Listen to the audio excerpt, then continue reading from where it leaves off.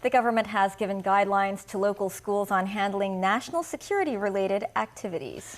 The education chief says schools are no place for politics and that freedom of speech does not come without limits.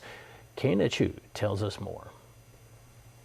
Under the government's latest guidelines, education and national security issues will be a multidisciplinary matter involving studies in Chinese language, general studies, geography, music, biology, and even economics.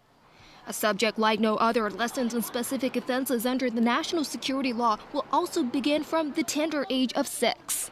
National security law is a law. So when teachers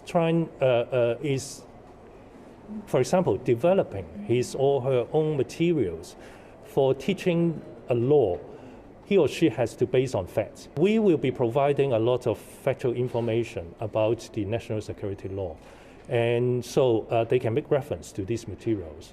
Schools are to retain their teaching materials relating to China's constitution, the SAR's basic law, and national security for no less than 2 academic years. That's for the sake of easy access to the documents by not only the school authority, but also the Education Bureau. Aitken, vice president of the Professional Teachers Union, slammed the Education Bureau for coming up with the guidelines without consulting educators and parents, especially as the directives involve how schools should be managed. Here's how. According to official requirements, schools must ensure peace and order on campus, staving off any textbook, leaflet, or publication endangering national security.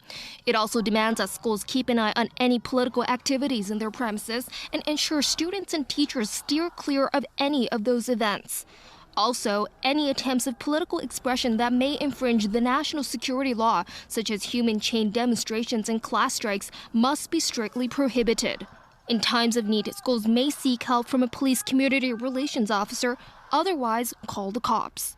Keina Chiu, TVB News.